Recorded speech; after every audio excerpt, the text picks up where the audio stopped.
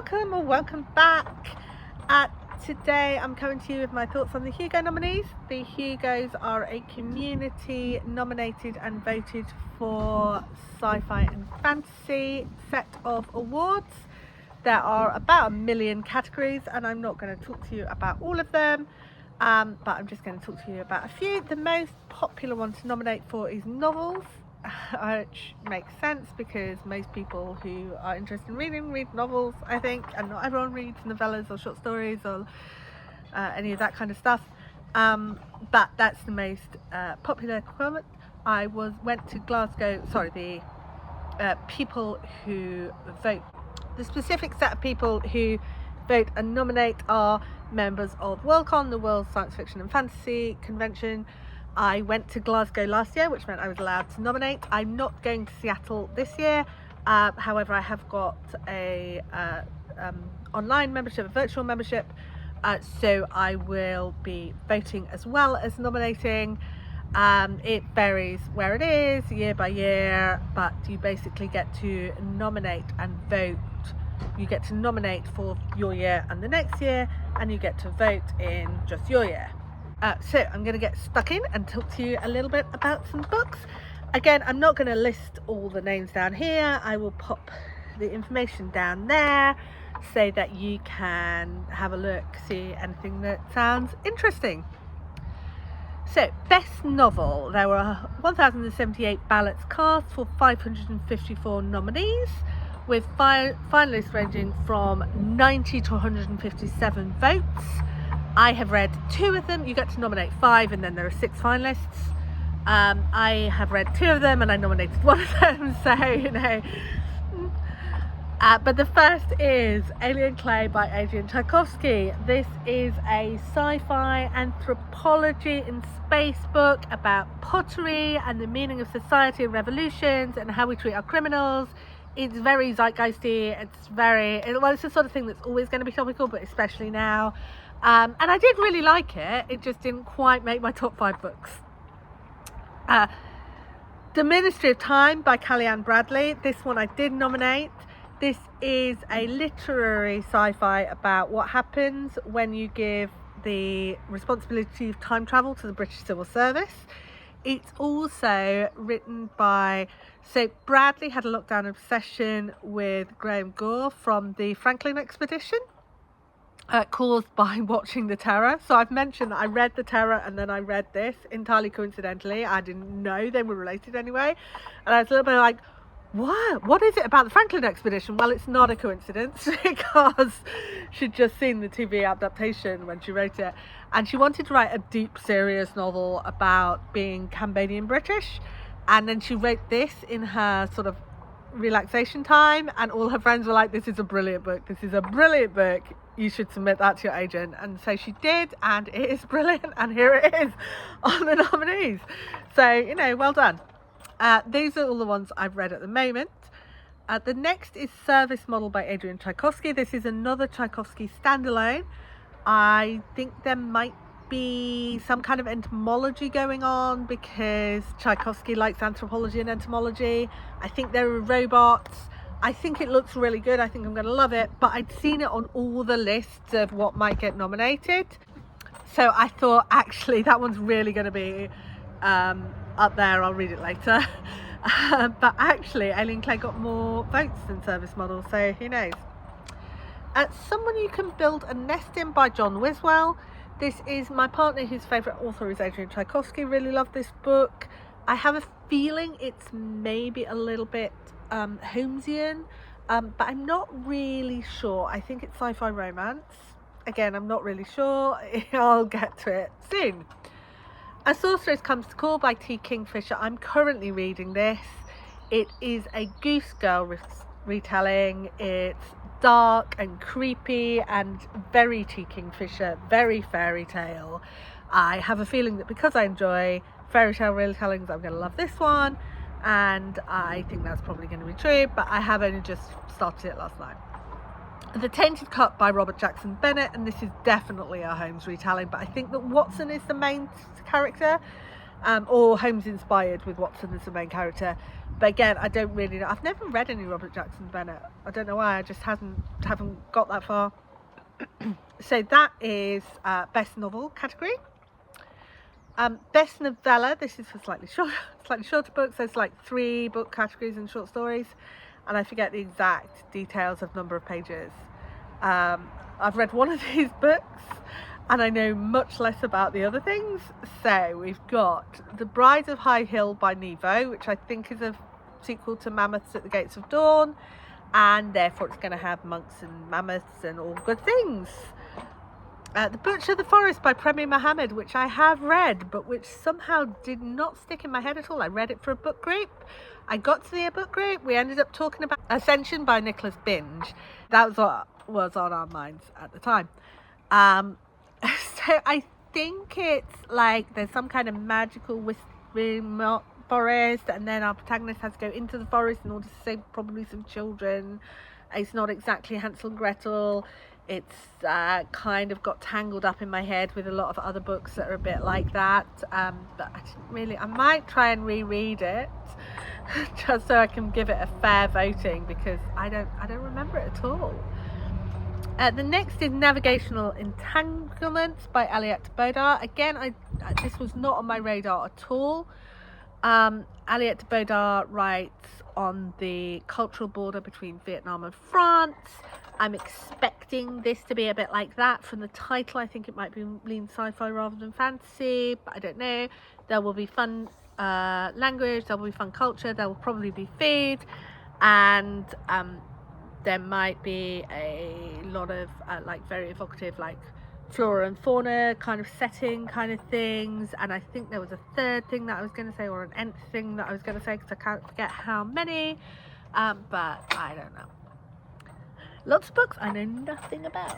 So, The Practice, The Horizon and the Chain by Sofia Samatar. Don't know. The Tusks of Extinction by Nayler. I hope this one's got mammoths in too, but again. And What Feasts at Night by T. Kingfisher. Apparently What Feasts at Night is not fairy tale retelling. It's a standalone or possibly start of a series zombie book. So that'll be fun.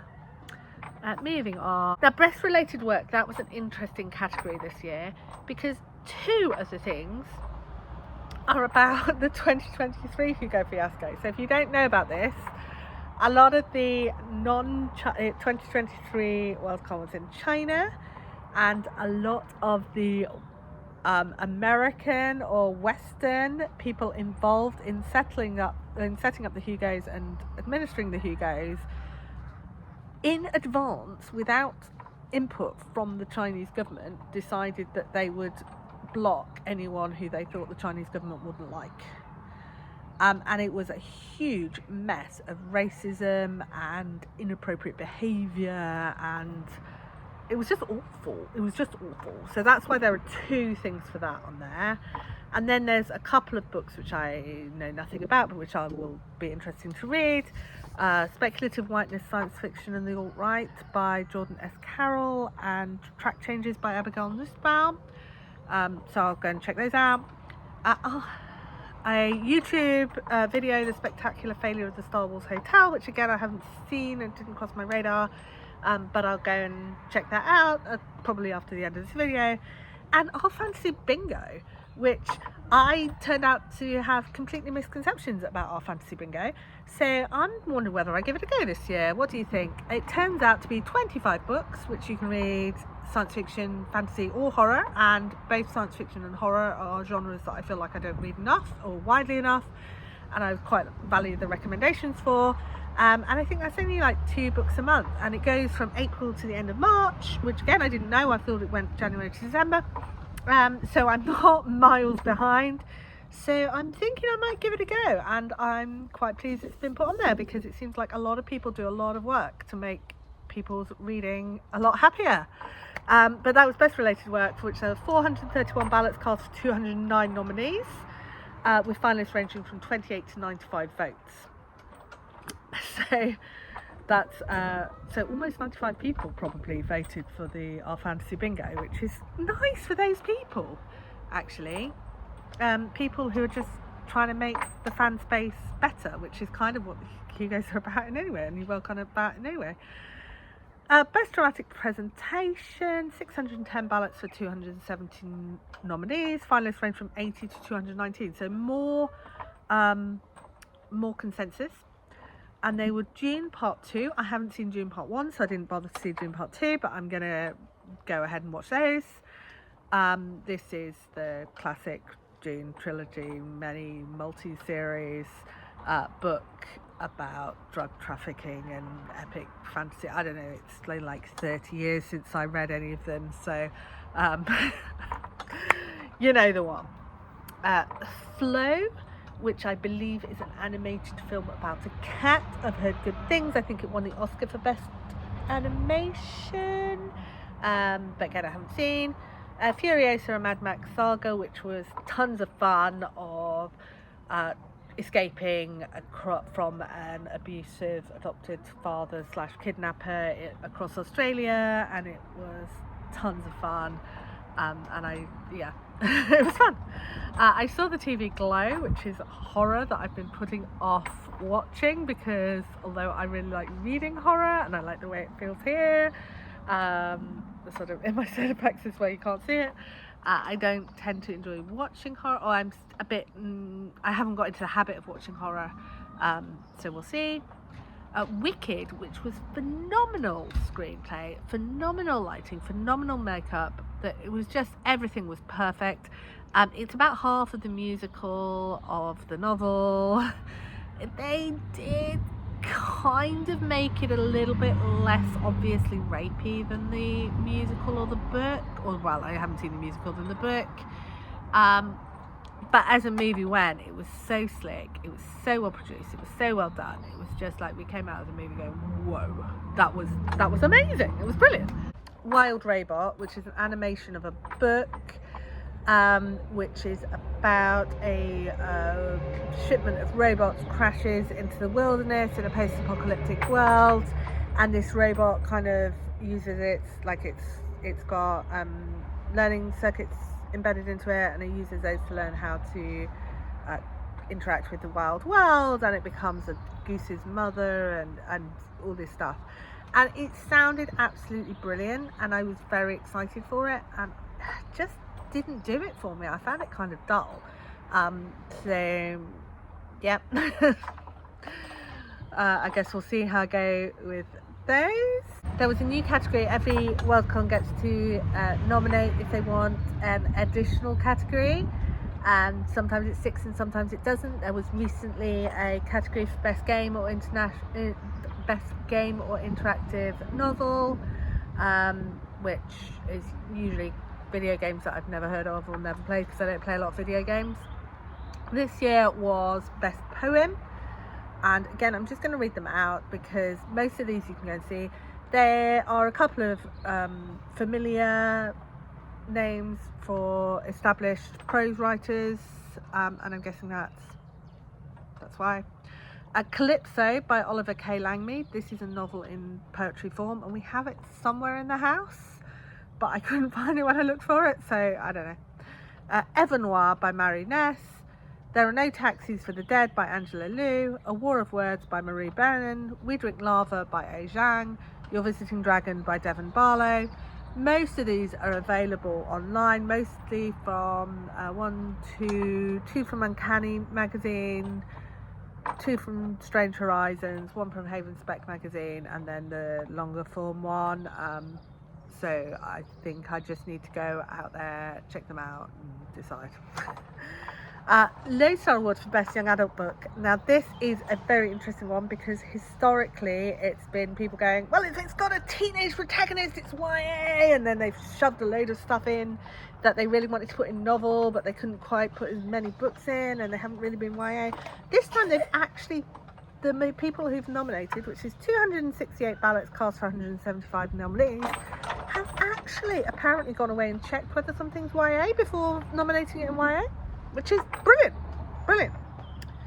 So we've got The Feastmakers by H.A. Clarke, which I haven't read, I don't know that much about. I'm sorry, there's a lot of, I don't really know much about this book, but you know. And then we've got Heavenly Tyrant by Jiran J. Zhao. This is, if Pacific Rim were a book about China's only empress, then this would be it. It's historical sci-fi, it's quite spicy, it's quite fun. Zhao themselves is a lot of fun, and I highly recommend seeking out their TikTok. I'm not sure they're on YouTube, but they are on TikTok. And it's a lot of fun. The spice level's high, and it's very violent and very historical. The Maid and the Crocodile by Jordan Ifueko. I don't know anything about this book. I've never heard of it. I'm very excited to read it. But yeah. Moonstorm by Yoon-Ha Lee. I've loved everything Yoon-Ha Lee I've read. He's a very maths-heavy sci-fi writer. He's written for adults and for children, and apparently for YA as well, which I had somehow missed. So I expect to love that. Shayna Lendu by Darcy Littlebadger. Darcy Littlebadger is a name that sounds familiar, but I'm not seeing that I've read any. It is a magical realism, possibly urban fantasy, about some people who go missing after interaction with fairies, and their whole family have to go on the road to try and find them back, and it looks fun, and and then So Let Them Burn by Camilla Cole, which I've just read, and actually I really loved it, but I've only just finished it off. I read it after the nominations came out before making this video. It's about magical dragons and family. It's about a fantasy Jamaica, and they're under pressure from the nearby big island. They've just come out of a war.